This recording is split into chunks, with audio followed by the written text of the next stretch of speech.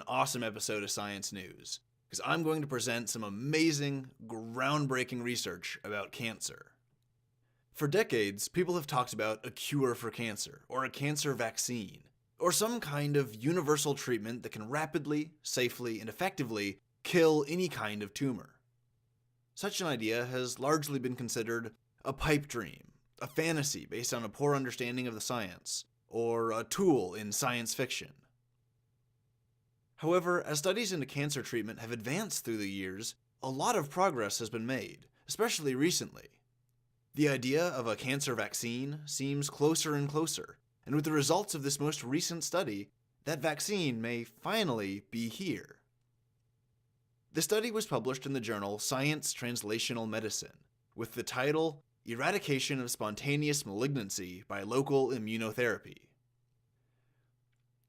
The scientists first describe how recent research has shown that the immune system really does have the ability to fight off cancer, depending on how certain genes are regulated. This potentiality has opened up a new avenue of research for cancer treatment, which the researchers then explored. Their experimental treatment, the one in the study, involved the implantation of two genetically compatible or identical tumors into the bodies of mice.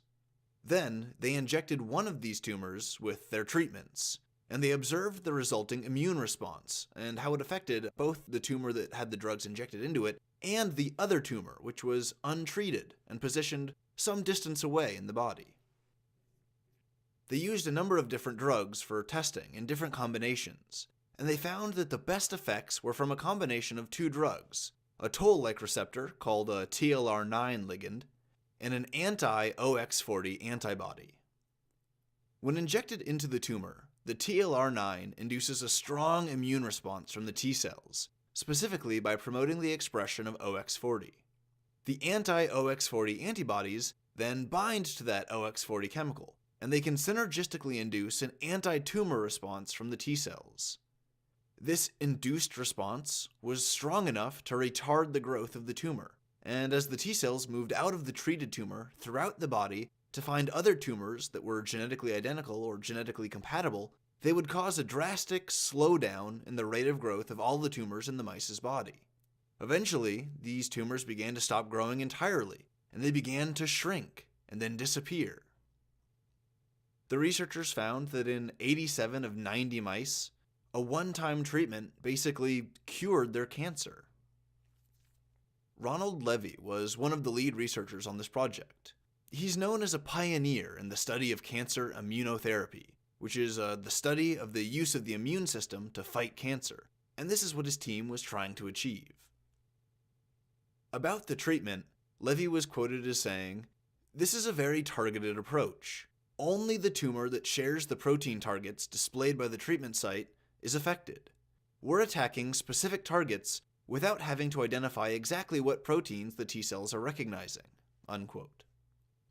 What this means is that basically just by injecting the drugs into a tumor, the drugs are able to pick up on genetic markers of that tumor, and then when they move throughout the body, they will react to other tumors with that same genetic marker, with that same genetic signature.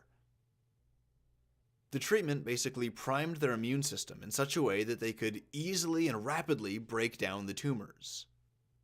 Now, in 3 of these mice, 3 of the 90, the distant, untreated tumors actually recurred. The treated tumor, the tumor that had the drugs injected directly into it, that one was cured. It did go away. But the other tumor, somewhere else in the body, some distance away, in these 3 mice, it came back. However, this wasn't a serious problem because all it took was a second injection. This time, these recurring cancers had a direct treatment, and they then went away. Overall, the treatment suppressed tumors across the entire body and showed similar results for colon tumors, breast tumors, and skin tumors. More than that, they saw a reduced risk of developing future tumors, and their experimental mice had a drastically increased lifespan overall. This level of efficacy for tumor treatment it's unreal. It's amazingly successful.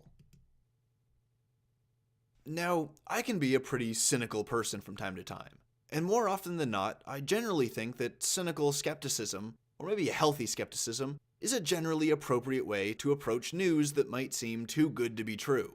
It's good to be skeptical and ask, is this really as great as it's made out to be?